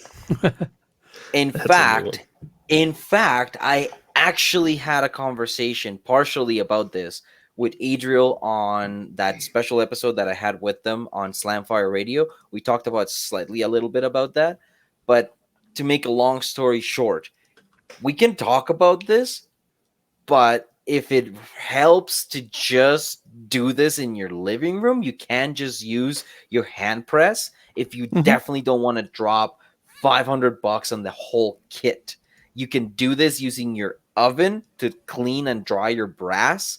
And then just sitting in your living room, you can use your hand press to do it. With a 6.5 284, he's gonna ball him out on the bench next to him. They're not going to be in the dirt. But does he have the space to mount the bench and to mount the press to a bench? Screw the press into a 2x4. C-clamp it to whatever you got handy. Okay, that's what I've done before. Fine. I have, and my wife hated it. I have bolted the press to a 2x10 because the 2x4s are too small. 2x10 to the kitchen table. And I just did my reloading in the kitchen. I mean, there's people out there that are going to be like, oh my God, the lead exposure and bullshit. Unless you're licking the fucking ammo, you're fine. Okay? Hey, don't tell me how to live my life. I hear lead is supposed to be sweet or something like that. So Crazy's talking about the powder throw. The only reason that I stop right there is because the powder throw our CBS has is an excellent powder throw, but the type of powder you put through it has another big effect on it. Like I was just saying, this H110 that I'm using for 357 Magnum dispenses like a fucking dream. The same powder throw with another type of powder is a pain in the fucking ass. I mean, isn't that also just because of the powder? Isn't flake powder really staticky? It's not. I'm not going to get into it too, and it gets into you have clearance on some of your pieces. Yeah, so that flat stuff gets in there and it gums it up. So your granular or rod powder, which is just tiny little cylinders, those ones usually do well. But those fucking flakes, BLC2, great. BLC2 is great. All your ball powder is really great. Yeah, ball powders are good. I mean, granular ball, I can't remember what the fuck the term is. But yeah, so if you want to get set up, you can get set up either on the couch in the living room, or if you have the space on the bench right there next to you, just mount the press. Just fucking grab a drill and just put 2 holes through the fucking desk. No, and you're done. 2x4. Or 2x4. If you want to get a C-clamp, that's all you have to do. 2x4 and a C-clamp to the other side of the table. Cut it to length, you're done. because you're not going to be running high volume with 6.5 284. You're just running like to buy factory for that stuff is insane. And the bullets are cheap. The bullets are cheap. The powder's cheap. Yeah, you can find it. It's expensive. Oh, and I found it, but yeah, the only place that had good prices, they literally had 4 boxes of it at a good price, and I bought 4 boxes, and I wrote them to say, "Hey, when are you getting some more?" And they were like, "We had those 4 boxes for like years, so never." You know, so if you've got 80 cases, you're good to go because you're not going to shoot more than 80 cases, at a range, unless you're running something stupid with like a really tapered neck. Like the cases are going to last you forever. 6.5 284 is a good cartridge. Like the case itself will survive many reloadings. Good. And if what brass did you buy? What ammo did you buy? Was it like Federal? I'd have to check the one that was available. But Lapua? Or what the fuck is that really crazy one? Starts with an But here's N. the other thing. Yeah. Norma? Norma's really good. Norma. Yeah. Oh, Norma, yes. Is it Norma brass? It is, yep. Norma's fuck, fantastic stuff. You're yeah. set. Yeah. I've seen I think I remember Elixir. I think he told me there was a test on Norma brass. It lasted fucking 50 reloadings or something like that. But here's the Makes other me feel fun not so thing. bad that my It Aerostock came with brush all works the dies. So I've already got all of that. Wait, let me see those dies. Are those micrometer? Those are some fancy dies. Oh fuck, Yeah. dude, you are so far down. Well, the this rabbit was hole, a whole set from EM Precision. They do amazing work. That rifle is way better than my shooting skills have any. So you have You need a reloading buddy. You need someone who has a press. You buy the powder, the bullets, and the primers, and you're like, hey, can we make some ammo? You go over to their place, you'll make 100 rounds in an afternoon. Yeah. That's the long short of it. And then from there, you'll be like, okay, I really like that component. I really like that thing. How much is that thing? $400. I'm not buying that. I'm gonna buy a scale or something like that instead of a powder throw, right? But like that's the way to roll for that kind of thing. Yeah. Yeah, I feel like it would pay for itself over buying factory ammo on this one. Absolutely. Yeah. With that Fairly specific quickly. cartridge, yes. When you're talking like your 9mm or 223, like maybe pre-pandemic prices, it didn't make much sense. Nowadays, it's almost making sense. But as Adriel said earlier, the prices are coming down, so it might not make a lot of sense. But even with 357, I started my reloading career with 357, and I had an RCBS Rock Chucker Supreme kit, which is about $450-500, and that had everything except the dies and the shell holder, which was actually a really funny thing because I remember we were doing a show when I was doing the unboxing, and I was like, "Fuck! Now I can't reload anything. Why doesn't it?" And then you guys were like, "Well, do you have the fucking shell holder and the dies?" And I was like, "Oh shit! I guess I better have to go to the store again." But literally. Those kits are fantastic. And if you feel like it, Ian, right now, Cabela's has a discount on Lyman presses. That's the press that I had. 20% off. And that you have a kit for, I think, $700 that has everything. Literally everything. Oh, that's real tempting. Like you have your scale. Like it even has your bullet puller if you phenomenally fuck up and you have to pull apart your load. It comes with the bullet puller. I could actually see a use for a bullet puller outside of that. I mean, I've used it. I use it all the time to make my own ammunition for the dummy cartridges. Uses for bullet the class. pullers. Yeah. You're the other always thing gonna is, use them. Yeah. I really need to. I need to sort of meet with an accountant or somebody who knows the. Because I've gotten myself into a really weird tax situation because I'm making some money off this, and as you guys know, the government does not like leaving money on the table, and they're actually really cracking down as much as they can on, like, influencer money is basically. Oh, I guess you're hitting those numbers. You probably. Well, it doesn't take a whole lot before they start saying, "Hey, you got to pay us or go to jail," and between those two of them, if you're upfront about it and do you have an accountant? Between the two of those, taxation is theft. I'm gonna have to find one because one of the things I got to figure out, and it's either that or hire a tax lawyer, and those are super expensive. I got to figure out like what things I can deduct and what things I can't. So, like, if I buy a gun to make a video about it, what percentage of that, if any, can I say? I give that to my accountant, and he said it is anywhere from no, don't do it to that gun doesn't exist as the company's gun. So I'm by the way, you might want to consider incorporating if you haven't done that already. Yeah, Well, I and then may, getting a business. If that gun belongs to the corporation, do you need you need a business license? And do Yep. you need all the storage and the kind of thing that So comes with it a is business still license? associated with me because I don't want to go through that particular side of the bullshit. Well, But like, I'm applying for a business license for. yeah, let me know stuff how like, that goes because I'm gonna probably jump on that too. Well, just because some of the stuff people ask me, like, "Hey, is this Benchmade knife legal?" And I look at a picture of it, and I'm like, I don't know. I can't tell from a picture. I'd have to actually flip that thing. I'd have to play with it. Oh, wait. What if you get like an absolute gigantic gorilla cop to flip it open? Well, that's the thing is I'd probably actually do a video where I'd like go to a gym and find the biggest guy I could and be like, "Hey, can you open this?"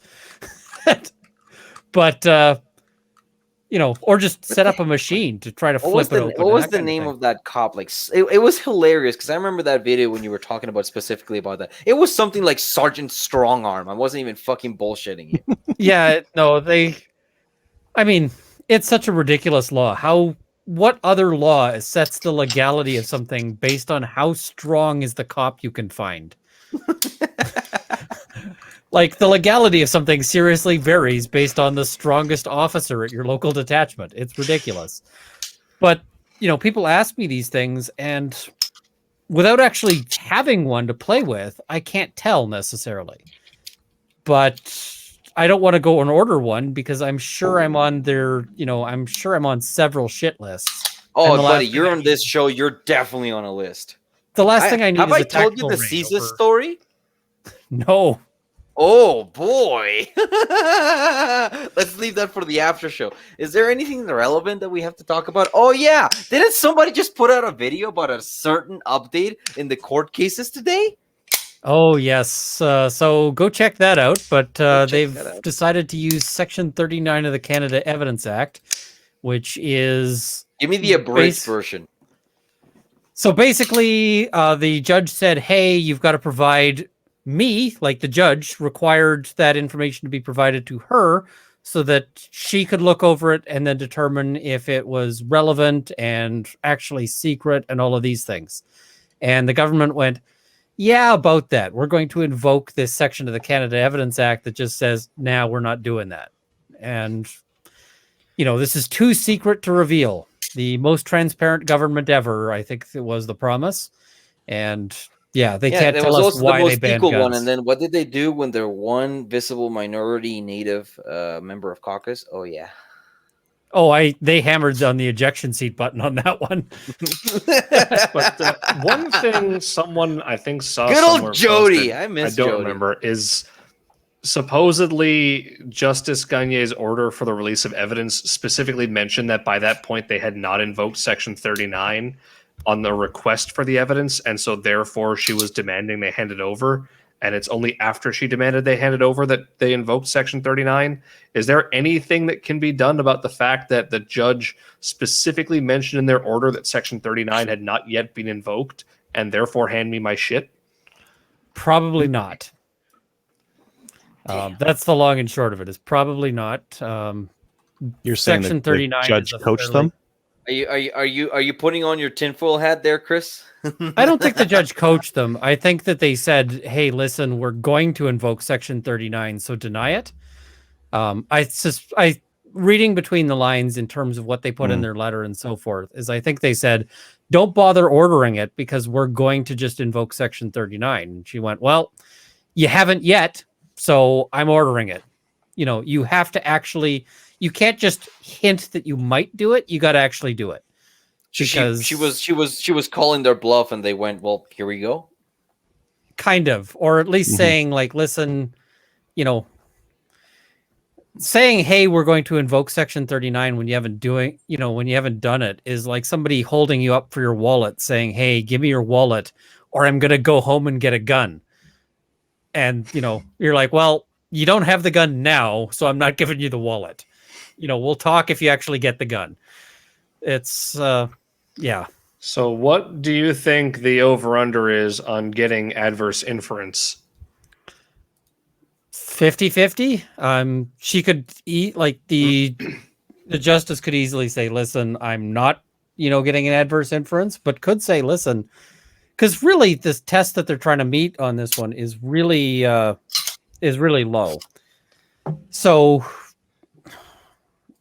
why wouldn't they show their work on this one? It's hard to imagine what the actual secret is, but There ain't no fucking word. They pulled it out of their ass. Sorry, did I say that? No, the secret is that they were heavily involved with anti-gun lobbyists, and they don't want deliberate, blatant conflict of interest to be exposed.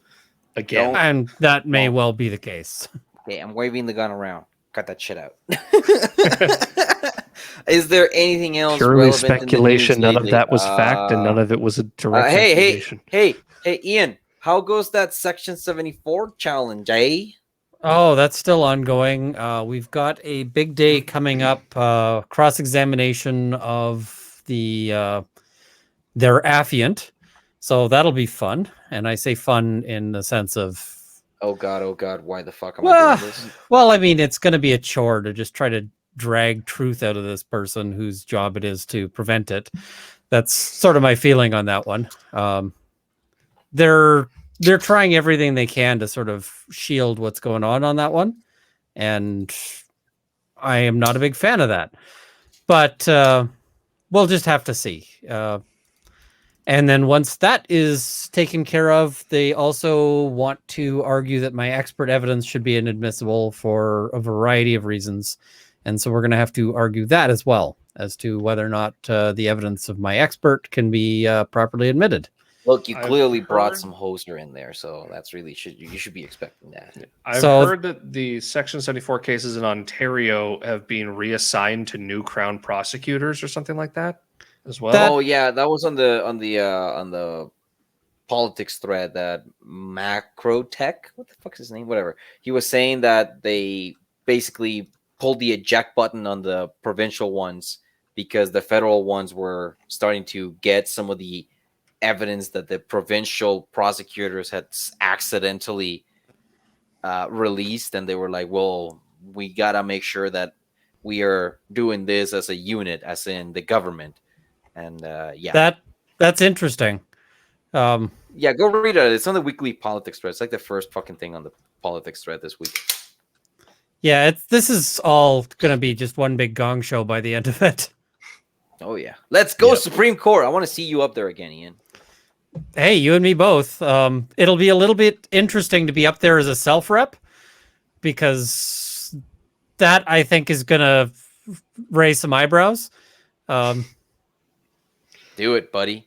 Fucking Justice stand Brown there. was actually my torts prof, because before he became a Supreme Court justice, he was a prof at the U of A, so he taught me torts. And so I'm pretty sure he recognized me when I was there on my other matter. So that'll be interesting if I'm going up in front of, as the crazy self-rep. Do it. Fucking do it. Stand there. Bring some fucking hot shoes for it, like a super sharp suit. Oh, wait, do you have to wear the robes? You got to wear the robes. Oh, god damn it. Can you wear fancy shoes? I can wear fancy shoes, but Get you're something with supposed a to bow be... on. Can you wear a Get something with mankini? a bow and at least a 2-inch heel. Gotta get that fucking power stance. Okay, we've gone far off topic. Is there anything else we got to talk about? Some dude in the comment on the Reddit thing wanted to mention that you should file a complaint with the privacy commissioner about the recent cyber attack against RCMP CFP infrastructure, because supposedly there is absolutely zero accountability for cybersecurity at the federal level for the RCMP at all. And there is no laws that govern it and no one you can complain to. But they were saying that they spoke to someone at the privacy commissioner's office and basically said, if more people keep complaining more often, then we can bring some things to the government and say, see, there's problems here and we need to fix the problems. The problem is, I suspect that this government, if you say the problem is that gun owners are pissed, their They would response is going to probably be good. laugh and stroke themselves a little. Yeah, they're going to say good. The response is going to be to leak the fucking shit themselves. All right. On that note, is there anything else we got to talk about? Subscribe to Slamfire Radio. Subscribe to Runkle of the Valley. Watch some anime for crazy's sake. And Go book a firearms course with Foothills. Oh, don't! I wasn't gonna fucking sell. Okay, Foothills Firearms Training. Give me your money. Bye.